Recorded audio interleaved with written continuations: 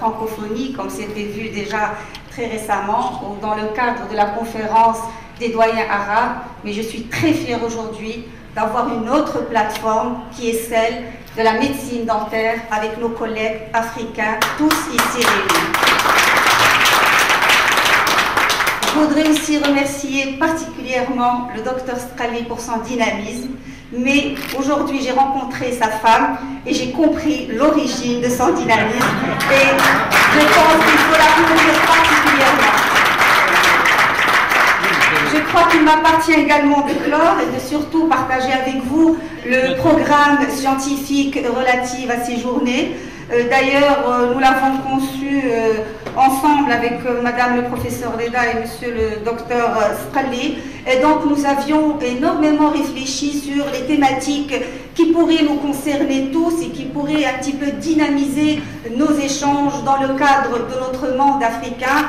Et bien sûr, nous avons beaucoup pensé au volet gouvernance, au volet formation, au volet recherche, combien il était important pour nous de partager nos expériences de gestion au sein de nos établissements. C'est vrai que nous, les uns et les autres, on se retrouve du jour au lendemain doyen, mais sans avoir eu ni de formation de gestion, ni autre. D'ailleurs, j'espère que parmi les objectifs de cette rencontre de doyens africains, c'est un petit peu de bénéficier de toutes les expériences dont on a pu vivre, particulièrement dans le cadre de la conférence des doyens francophones ou autres, c'est de créer ce que l'on appelle l'école des doyens. Il s'agit d'un atelier qui est très intéressant, particulièrement dans le cadre duquel on échange nos expériences pour faciliter nos modes de gestion.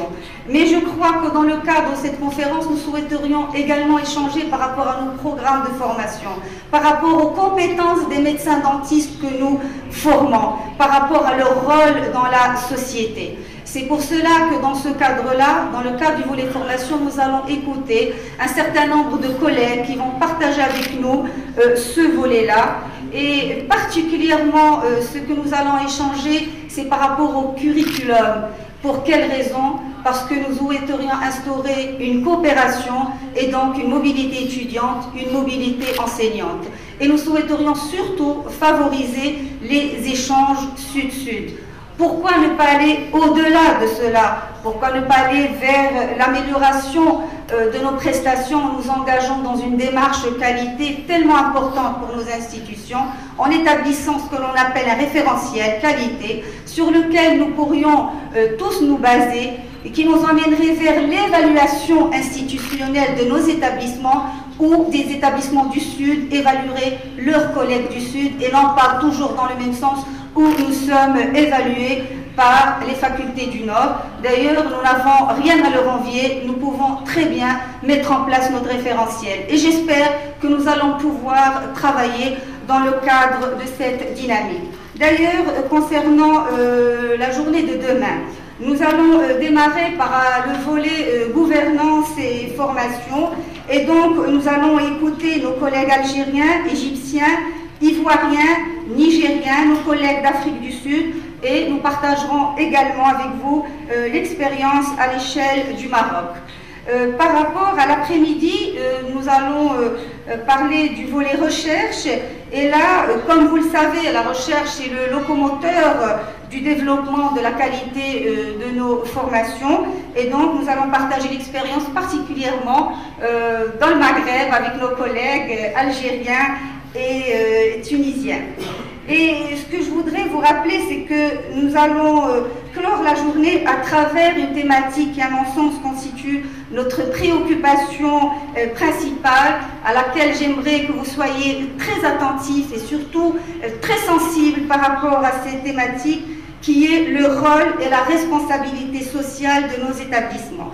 Et là, je souhaite d'abord remercier notre collègue, le doyen de médecine de Tunisie, le professeur Meherzi, d'avoir accepté notre invitation et surtout de partager avec nous ces thématiques relatives à la responsabilité sociale. C'est une initiative qui a été menée par une partie les francophones et les anglophones, mais particulièrement 10 ans par l'Organisation mondiale de la santé, la Fédération mondiale des études médicales et autres.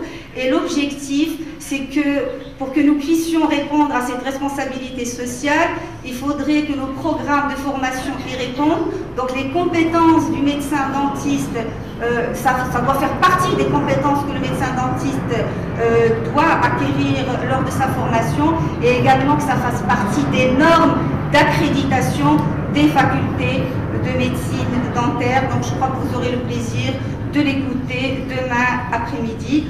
Donc je terminerai par vous souhaiter encore une fois la bienvenue et surtout beaucoup de succès à nos rencontres.